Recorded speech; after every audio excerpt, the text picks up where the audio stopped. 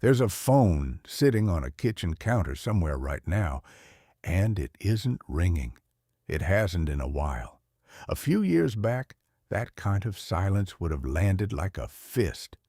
He'd have checked the screen twice, wondered what he did wrong, scrolled through his contacts looking for someone, anyone, to fill the quiet.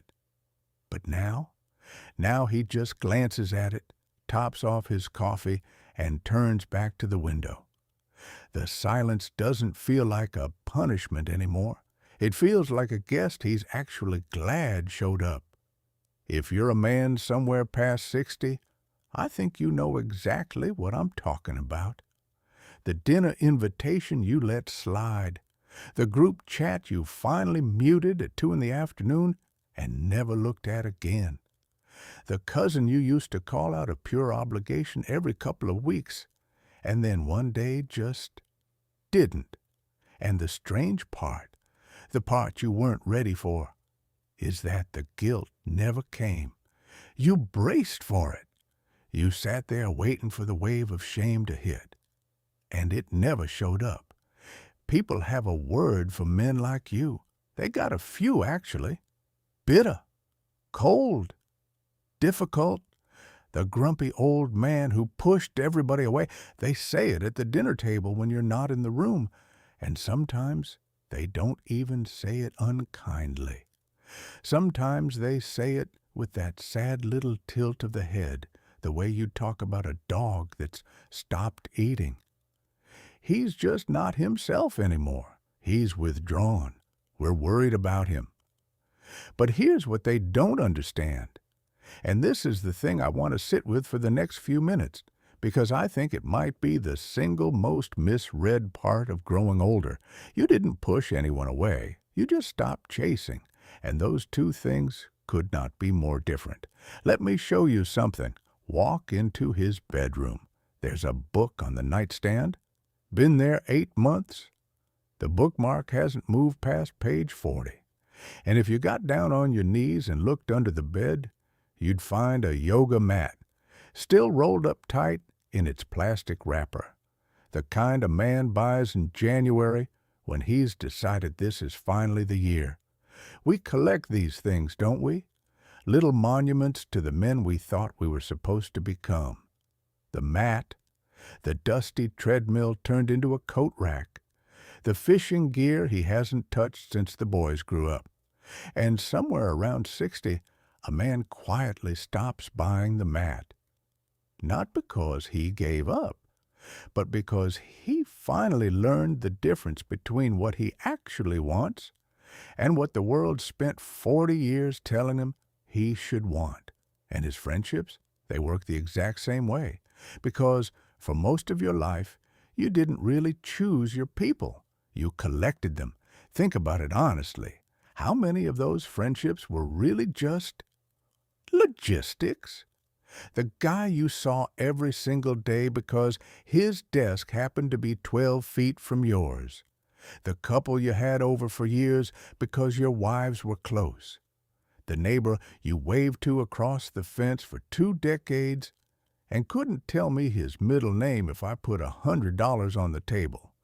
Take away the office, take away the wives, take away the fence, and what's actually left underneath? For a whole lot of those people, the honest answer is nothing. And that's not cruelty. They weren't bad people. They were just never really yours to begin with. They were furniture, comfortable, familiar furniture. And a man can only keep so much furniture before the house stops feeling like a home and starts feeling like a storage unit. Now, I'm not going to stand here and tell you this is all clean and noble and easy, because parts of it sting. Cutting people off means finally admitting something you spent decades refusing to look at, that some of those relationships were one-way streets, and you were the only one ever doing the driving. You remembered their birthdays. You made the calls. You drove the 2 hours for the funeral, the wedding, the surgery, and when you finally got tired and stopped, what came back? Silence. Not one of them drove the 2 hours back to you. Not one. That is a hard thing to swallow at 65. To realize that the friendship you were so proud of, the loyalty you wore like a badge, a lot of it was just your loyalty, bouncing off a wall and echoing back to you in your own voice. You called it a friendship. It was a monologue. But here's the thing about swallowing that. As bitter as it goes down, once it's down, something in your chest finally lets go. Because now you know. And knowing the truth, even an ugly truth, weighs less than carrying a lie around for 30 years. And there's something else that happens. Something nobody warns you about. You stop performing. For 40 years, you wore a face in public. The agreeable one. The one that laughed at the boss's joke for the 900th time.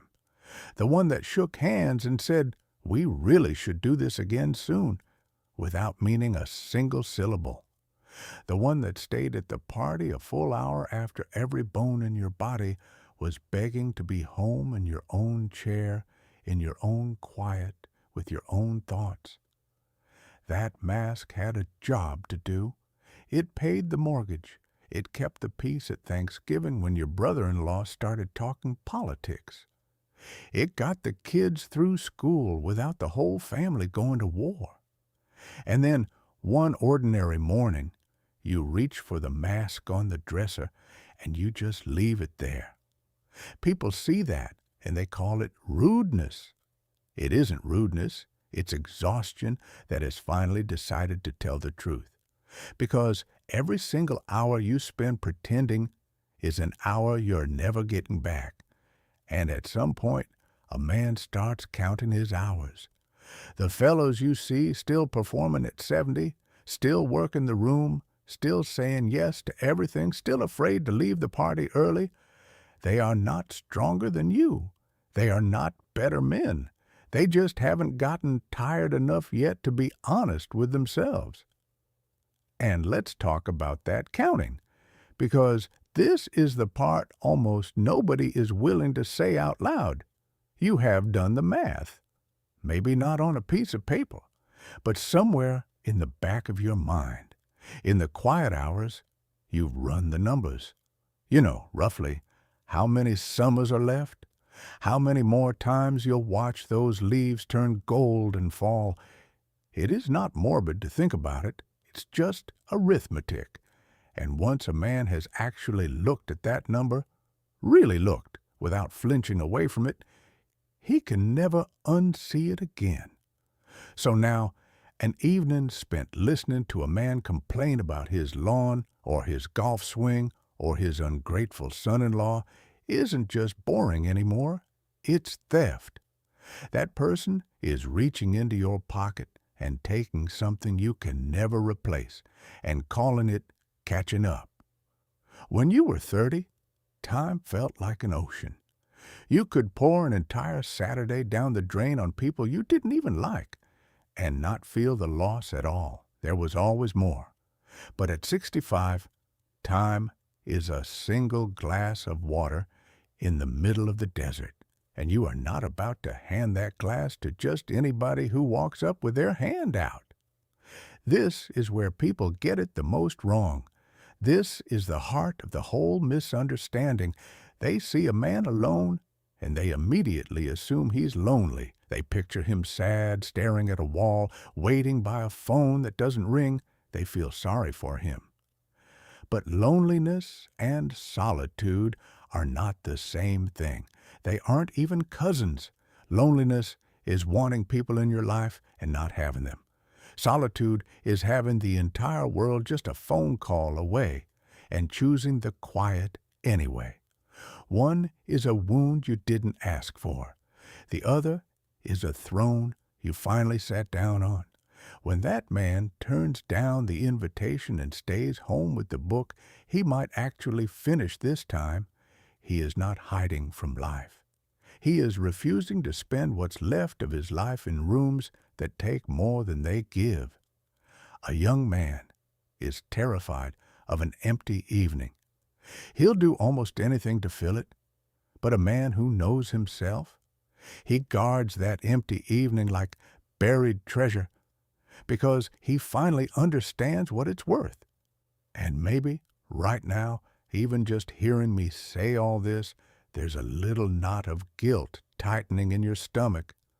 Maybe there's a voice in the back of your head, and if you listen, it probably sounds a lot like your mother, telling you that a good man doesn't abandon people. That family is family, that you're supposed to keep the peace, keep the door open, keep showing up no matter what.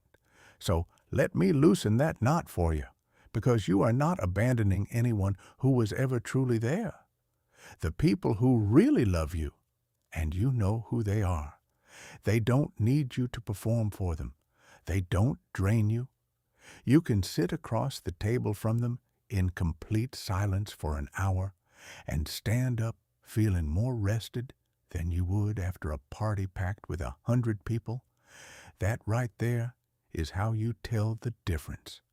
Those are your people, and you are not cutting them off. You'd crawl across broken glass for them, and they know it. What you're actually cutting off is the noise, the obligation, the relationships that were only ever held together by guilt and habit, and that worn-out little phrase, "Well, we've known each other 30 years." As if time served is the same thing as love. It isn't.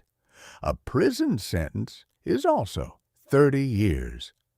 And now, here's a harder one, a really hard one. Some of the people you cut off, they earned it.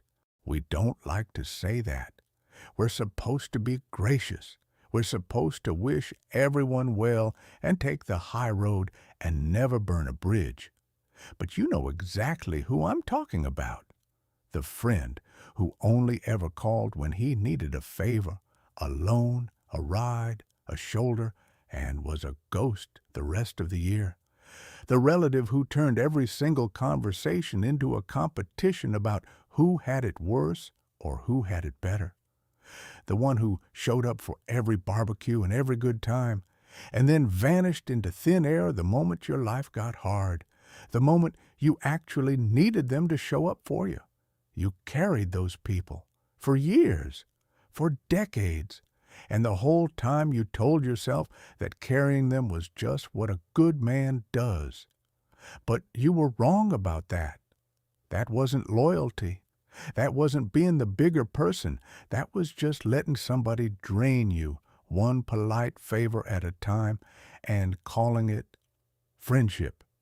So let's finally get to the real answer, the reason it is not what you think.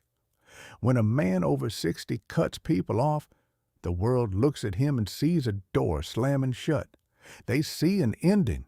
They see a man shrinking, retreating, giving up on the world, but that is not what is happening at all. He's not slamming doors. He's standing in a long hallway full of doors that other people opened for him over the years, and for the first time in his whole life, he's deciding which ones are actually worth keeping open. That's it. That's the whole secret. Every name he quietly lets go of is a vote. A small, private, deliberate vote for the handful of people who genuinely matter. Every no thank you, every unanswered invitation is him saying, with his actions, because men of his generation were never once taught to say it with their words, "My time is no longer for rent." He is not running out of love. Look at how he is with the 3 or 4 people he kept. He's got plenty of love. He's just run completely out of patience for anything that isn't real. And I'll tell you something honestly, that is not the saddest version of an old man you'll ever meet. Not even close. That is the freest one. So the next time you hear somebody call him bitter, I want you to look at his face a little closer, because that thing they're seeing, that's not bitterness. That's peace. They've just never seen it on a man before, so they don't have a name for it. So they reach for the closest ugly word they can find. They call him cold because he finally stopped pretending to be warm toward people who were never once warm to him. They call him difficult because after 65 years, he finally became impossible to use. And if you are that man, the one getting quieter, the one getting careful about who earns your hours and your energy and your one good chair by the window, then I need you to hear this part clearly, because nobody else is going to say it to you. You did not get cold. You got clear. You did not lose your people. You let go of the ones who were only ever passing through so that your hands would finally be free to hold on to the ones who stayed. That book on the nightstand? Go finish it. Tonight, that chair by the window. That's not some sad little symbol of a lonely old man. That is the best seat in the entire house, and you spent 6 decades earning the right to sit in it. And that phone on the counter that isn't ringing? It's not a tragedy. It's just quiet. And the quiet, it turns out, was never your enemy. It was just the one thing you were always too busy, too obligated, too afraid to ever sit down and enjoy. You spent 60 years letting the whole world decide who got a seat at your table. Now you decide. And believe me, that is not the end of your story. That's the first chapter you've ever actually written yourself.